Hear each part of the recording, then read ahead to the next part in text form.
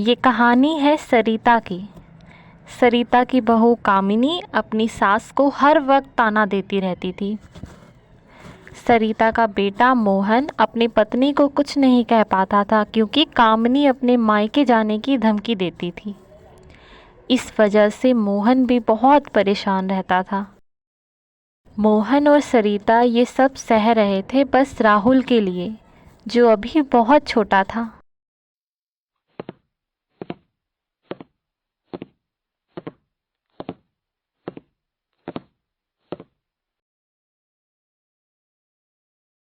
कामिनी बेटा, मेरे लिए भी थोड़ा सा चाय बना दे।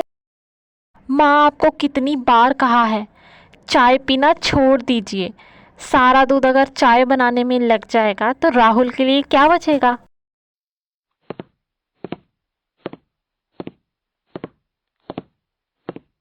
कामिनी, अगर दूध कम पड़ेगा तो मैं ले आऊँगा। तुम माँ के लिए चाय बनाकर ले आओ। तो आप एक नौकर क्यों नहीं रख लेते अपनी माँ की सेवा के लिए।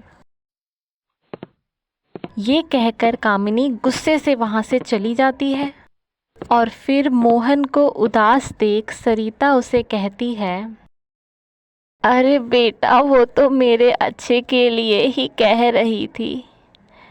तुझे पता है, हमारे पड़ोसी शर्मा जी भी कह रहे थे कि चाय नहीं पीना चाहिए। मोहन समझ जाता है कि उसकी माँ घर में कोई कलेश ना हो, इसलिए ये सब कह रही है। माँ, आप कामिनी की बदतमीजी को छुपाइए मत। तभी कामिनी भी वहां आ जाती है और मोहन अपने काम के लिए चला जाता है।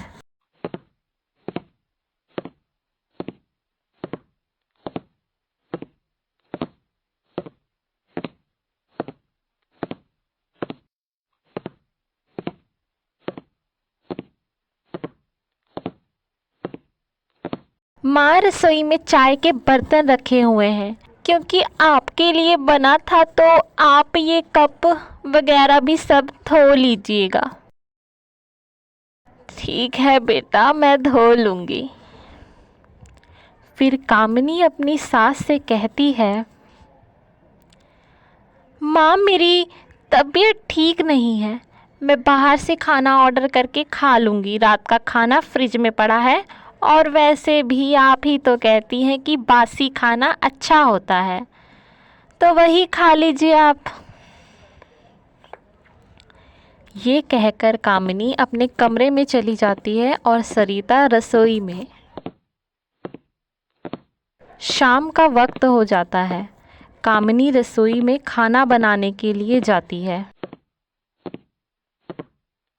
सरिता बाहर शांत बैठी रहती है।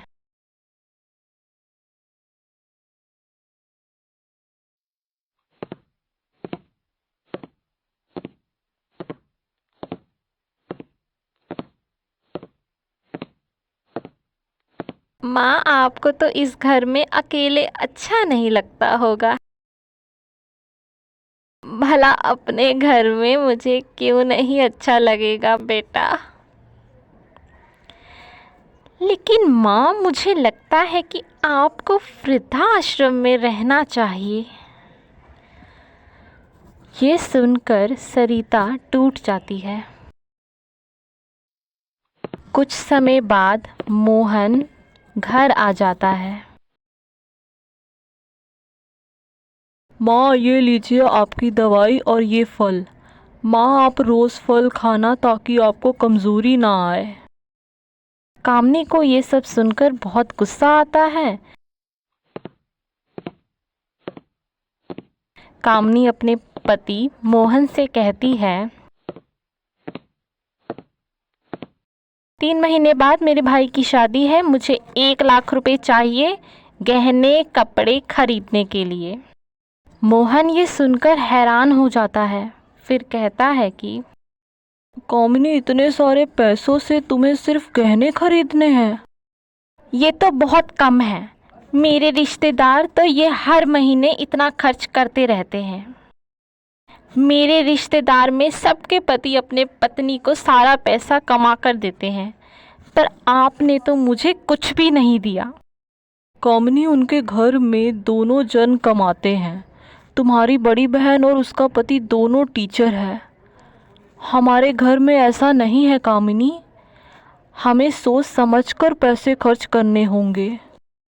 अच्छा, माँ के दवाई और फल के लिए पैसे हैं पर मेरे लिए नहीं है। कामिनी, मैं ये नहीं कह रहा हूँ कि तुम्हारे लिए पैसे नहीं हैं, पर कामिनी, डॉक्टर ने माँ को अभी लगातार दवाई खाने के लिए कहा है और राहुल की फीस और घर खर्च भी है। ठीक है, इस घर में या तो माँ रहेगी या मैं और राहुल, बस। मोहन ये सुनकर बहुत उदास हो जाता है। फिर कहता है, रुको कामिनी, ठीक है, मैं तुम्हें पैसे दे दूंगा। ऐसे ही कुछ साल बीत जाते हैं। राहुल अब सब कुछ समझने लगा था। कामिनी अपनी सास सरिता को कहती है, माँ, मैं अपनी फ्रेंड की सालगिरह पे जा रही हूँ। शाम को आ जाऊंगी, आप शाम का खाना बना कर रखिएगा। ये कहकर कामिनी वहाँ से चली जाती है।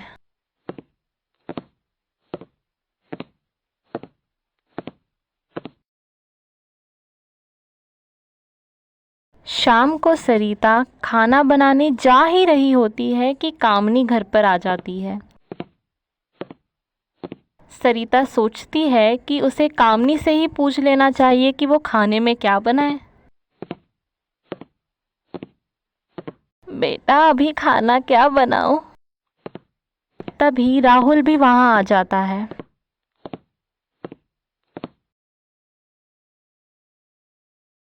माँ, आपने अभी तक खाना नहीं बनाया? पूरे दिन क्या कर रही थी?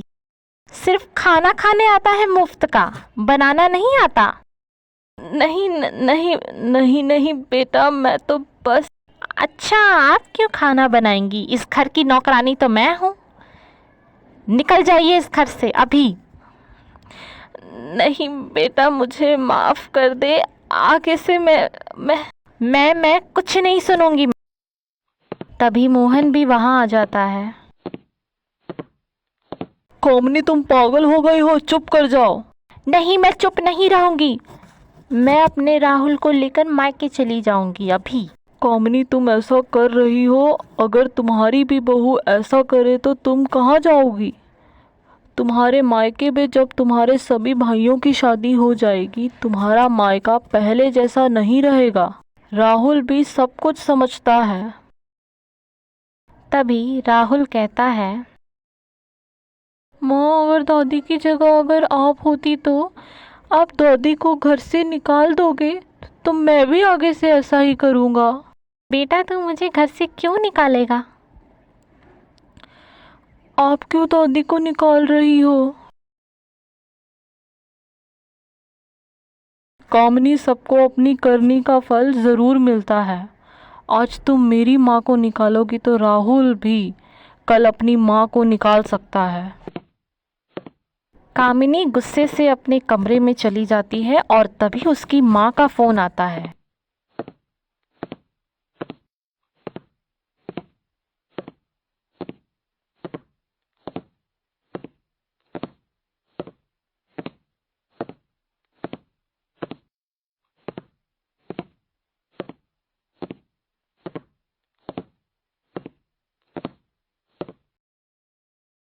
और वो बताती है कि उसकी बहू ने उसे घर से निकाल दिया।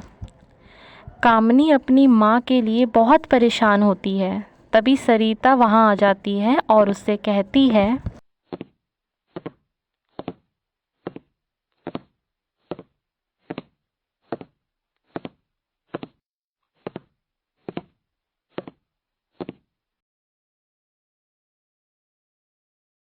बेटा, तुम अपनी माँ को यहाँ बुला लो। ये भी तो उनका ही घर है। ये सुनकर कामिनी हैरान हो जाती है और उसे बहुत पछतावा होता है। जिस तरह सास को अपनी बहू बेटी में फ़र्क नहीं करना चाहिए, उसी तरह बहू को भी अपनी माँ और सास में भेदभाव नहीं करना चाहिए। घर के काम को बोझ नहीं समझना चाहिए। घर के कमाने वाले सदस्य पर फालतू या बेवजह दबाव भी नहीं डालना चाहिए।